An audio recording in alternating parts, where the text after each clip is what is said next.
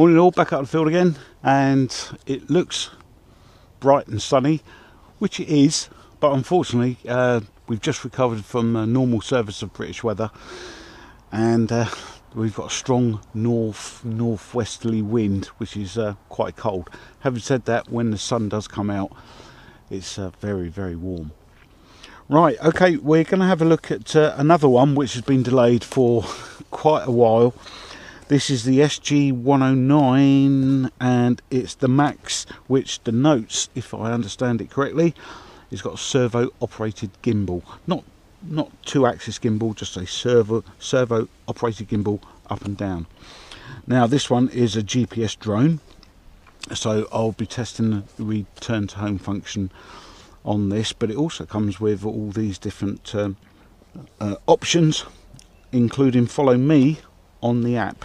It's quite a strong wind once you get out to the field, so I don't think I'll be testing those. This one also comes with a four-sided obstacle avoidance sensor. So let's have a look at the contents of the box. As with most of the drones nowadays, they come in this fabric case to keep everything neat and tidy and hopefully protected. In the box you have a normal bag of spares with enough spares for 2 motors, not the full set, a couple of screws and a little screwdriver so you can change the screws on the motors should you wish to do so.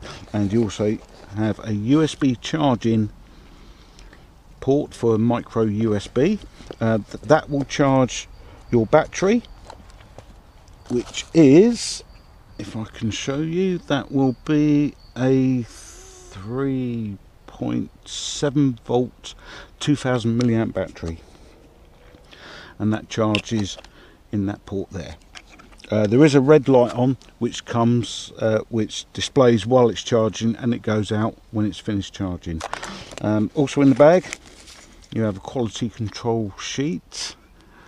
So this was made, I think, if I've got this correctly, on the 6th of May 2024, which I think is how they do, the Chinese do their date system. Having a look at the drone itself, here it is. I'd say it's slightly bigger than a Mavic, and definitely smaller than a Mavic Mini, and smaller than a normal, let's say, a Mavic Pro. Here's the obstacle avoidance sensor, and there's a couple of sensors and a light and a downward facing camera on here. The sensors at the back here, I believe, are for your optical flow, should you wish to use optical flow instead of GPS. By the way, you need to select which one. If you don't wish to use GPS, let's say you're flying indoors and you don't need GPS, you need to turn the GPS off, which is that button, before you fly. You can't do it in flight. Right, let's have a look at the transmitter. Now, one of these aerials does contain a real aerial, and this, I'm assuming, is for the 5G Wi-Fi. I understand that the 2.4 gig aerial is contained within the transmitter, and of course you have these fold out sections here just to give you a little bit more comfort when you're handling the transmitter. You have a mobile phone mount which clicks in and extends to cover for most mobile phones. Right, you have a return to home button here. I do believe this is for your, let me just check, I do believe that is for short press to calibrate the gyroscope, long press for the UAV light switch for 5S. Not quite sure what that means there. When the transmitter is powered on, you have an LCD display here. It will give you your GPS satellites, how many you have, and your height and distance in meters. Right, this is your GPS switch I was mentioning before, and this is for your GPS calibration.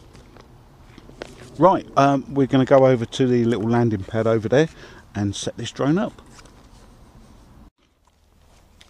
Okay, we're out with the SG109 Max. Just to briefly run through the setup procedure first, you turn on the drone first, then you turn on the transmitter. Now, I always up and down to bind when I have to have done these before. It's just a force of habit, I'm afraid, but you don't need to do that with this. To calibrate the drone's internal dry arrows, you press and hold this until you hear a beep, 2 or 3 seconds. And if you want to calibrate the GPS, press and hold here. You bring the drone up and you turn it anti-clockwise until you hear a beep, nose down until you hear another beep again. Right, so the next thing we need to do is find the RX drone app. And here it is. This is quite a good app. There are other things. Actually, it does say it's automatically detected the drone's GPS, the Wi-Fi signal, and hopefully I might get a notification through which I need to disable. Hopefully we're going to have a picture, which we have. This shoulder switch here is for your speed rate. There's just 2 rates. We put it into second rate. So this shoulder button here is for a still. If you quickly press it, and you see an image has just come up there, so hopefully I'll upload that onto the final video. And long press followed by a beep will set the video timer into action. Right, okay, let's take off.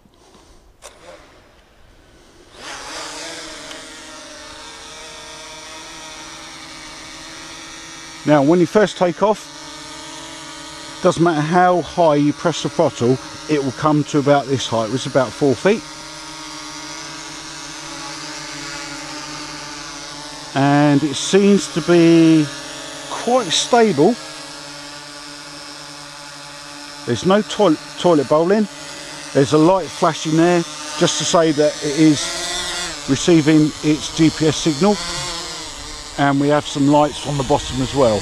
Now, as soon as we do get up to height, we are being battered a little bit about by the wind, so it'll be interesting to see how that holds.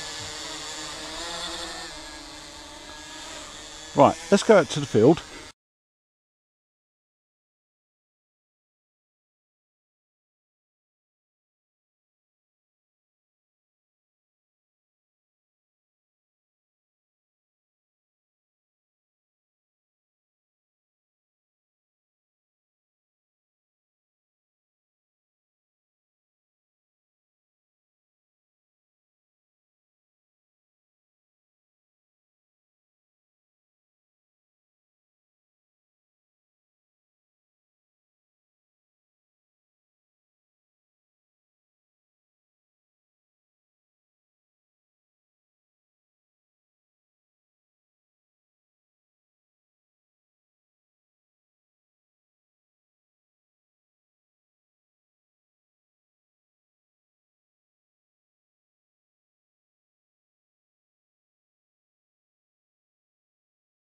Now, there are a number of functions on the app.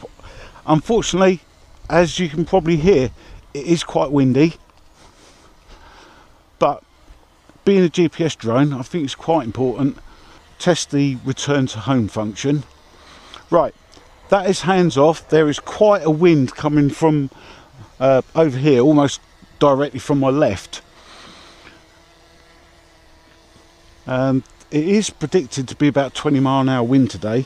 It doesn't feel quite that fast, but as you can probably see by the clouds, it is moving along quite a bit.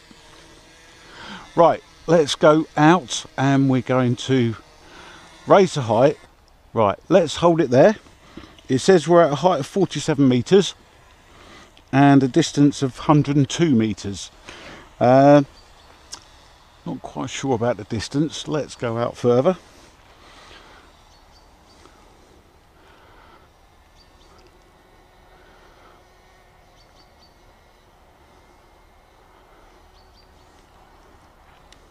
Right, let's test the return to home function. Right, okay, so it's now faced in a direction it took off.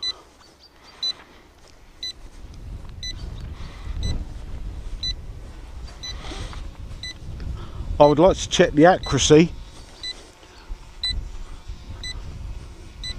of how well it's going to do.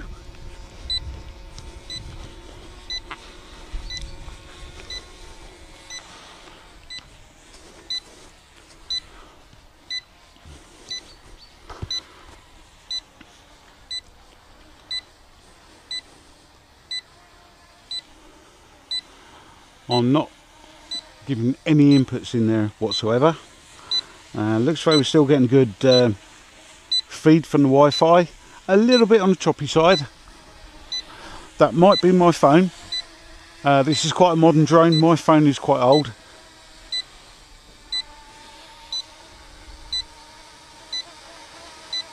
What I'm looking for is any potential toilet bowling. There's none of that. It's just been bashed about by the wind, and it's been compensated for by what appears to be a strong GPS signal.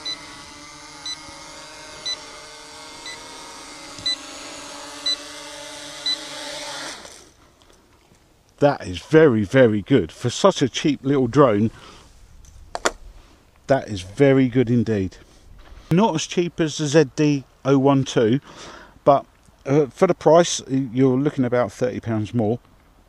I do think it has some better functions. Let's stop the video. That has done. The other thing I should have mentioned, on the app you can unlock the motors. Just to show you there. I should have showed you that earlier, sorry about that. Right, okay, there is another version of this, which is, I think it's SG109 Max 2 or something like that, or the Max Pro, and I believe that has a 2-servo operated gimbal. What quite the advantages of that are, I couldn't tell you. Right, okay, I hope you enjoyed that little video. I deliberately did not try out some of the app features. As we all know, I think these apps are designed well intentioned, but sometimes they don't always function as they should. Partly the reason being the wind may not have been too conducive to me operating those apps, but nevertheless a fairly good drone for a fairly good price. Hope you enjoyed the video. See you on the next one. Until then, stay safe and take care. Bye for now.